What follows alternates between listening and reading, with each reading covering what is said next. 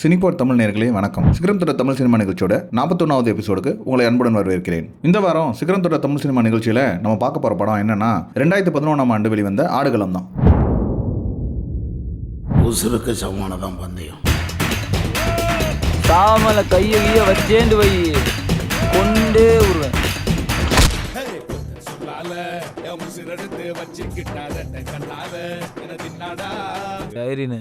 ஐ ஆம் love you. கண்ணி போல் அட சொம்புக்குள்ள ஊத்தி வச்சு நித்தம் குடிச்சு என கொண்டாடா.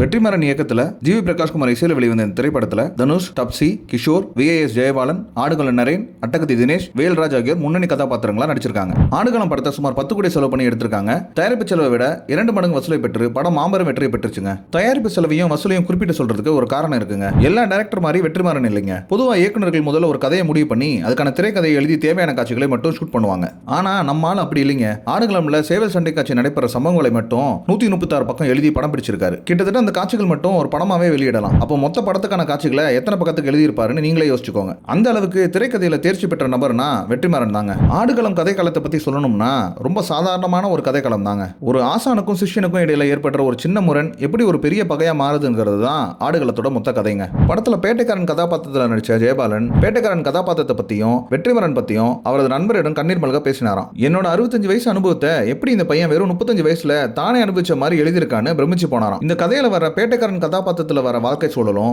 ஜெயபாலன் நிஜ வாழ்க்கை சூழலும் கிட்டத்தட்ட ஒண்ணு தானாங்க. அவரும் நிஜ வாழ்க்கையில காலதாமதமா தான் திருமணம் செஞ்சுக்கிட்டாராம். ஜெயபாலனுக்கும் அவரது மனைவிக்கும் 25 ஆண்டு வித்தியாசத்துல திருமணம் செஞ்சிருக்காங்க. ஆடுகள படப்பிடிப்பின் போது ஜெயபாலனுடைய மனைவி நார்வேல இருந்தாங்களாம். அவங்கள மனசுல நினைச்சுக்கிட்டு தான் அந்த கேரக்டரை கேரி பண்ணிருக்காரு. முதல் நாள் படப்பிடிப்போட 2ஆம் நாள் படப்பிடிப்புல சும்மா பட்டையை கிளப்பிட்டாராம் நடிப்புல. ஒரு படத்தை ஹைலைட் பண்ணி காட்டுறது அந்த படத்தோட டைட்டில் தாங்க. படம் எந்த அளவுக்கு சிறப்பா இருந்தாலும் மக்கள் கிட்ட கொண்டு போய் சேர்க்கறதுல படத்தோட டைட்டிலுக்கும் ஒரு முக்கிய பங்கு இருக்குன்னே சொல்லலாம். அந்த மாதிரி ஆடுகளம் படத்துக்கு முதல்ல ஆடுகளம்னு டைட்டில் வைக்கலையாங்க. சண்டைக்கோழின்னு தான் படத்துக்கு டைட்டில் டிசைட் பண்ணிருக்காரு. ஆனா விஷால் ஏற்கனவே சண்டைக்கோழிங்கிற படத்தை வெளியிட்டதுனால காப்பிரைட் பிரச்சனை வரும்னு சேவல்னு டைட்டில் வச்சு பேரை பதிவு செய்ய போகும்போது ஆல்ரெடி இயக்குனர் ஹரி சேவலுங்கிற பேரை பதிவு பண்ணி கோவில் வச்சு பூஜை பண்ணதுனால நாகரிகமா இல்லைன்னு மறுத்திருக்காரு. எப்பவும் கடவுள் நமக்கு ஒரு பொருளை இல்லைன்னு மறுக்கிறாருன்னா அதை விட வேற ஒரு சூப்பரான விஷயத்தை கொடுக்க நம்மளை தயார் பண்ணிட்டு இருக்காருன்னு அர்த்தம். ஆல்ரெடி ஃபிக்ஸ் பண்ண டைட்டிலை விட ஆடுகளம் என்ற டைட்டில் படத்துக்கு பொருத்தமா அமைஞ்சதுங்க. மற்ற டைட்டில் எல்லாம் தள்ளி போனது இந்த டைட்டிலுக்காக தான் போல.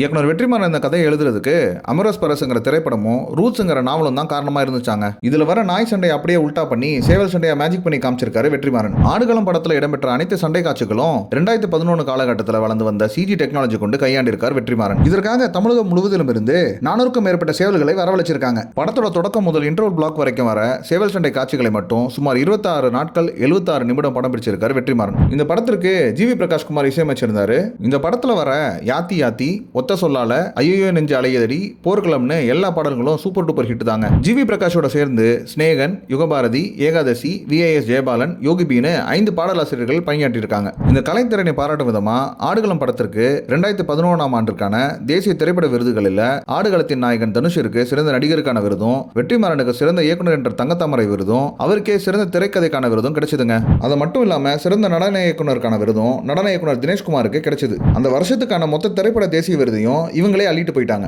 எத்தனை விருதுகள் இந்த படத்துக்கு கிடைச்சாலும் இயக்குனர் வெற்றிமாறனுடைய ஆசான் பாலுமகேந்திரா அவர்கள் படத்தை பார்த்துட்டு சரியான ஜூரிஸ் உட்கார்ந்து படத்தை பார்த்தாங்கன்னா உனக்கு 7 நேஷனல் அவார்டு கிடைக்கும்னு சொல்லி பாராட்டியிருக்காரு. இந்த ஒரு வார்த்தை வெற்றிமாறனுக்கு 1000 விருதுகள் வாங்கின சந்தோஷத்தை கொடுத்ததா குறிப்பிட்டிருக்காரு. இந்த படத்துல பணியாற்றிய அனைத்து ஜாம்பவான்களுக்கும் குறிப்பாக இயக்குனர் வெற்றிமாறன் அவர்களுக்கும் தனுஷ் அவர்களுக்கும் சினிபார் தமிழ் சார்பாக ஒரு பிக் ராயல் சல்யூட். மீண்டும் இது போன்ற ஒரு நல்ல திரைப்படத்தோடு சிகரம் தொட்ட தமிழ் சினிமா நிகழ்ச்சியில சந்திக்கலாம். இந்த தொகுப்பு உங்களுக்கு பிடிச்சிருந்தா சினிபார் தமிழ் சேனலை சப்ஸ்கிரைப் பண்ணுங்க, லைக் பண்ணுங்க, பெல் பட்டனை கிளிக் பண்ணுங்க. நன்றி, வணக்கம்.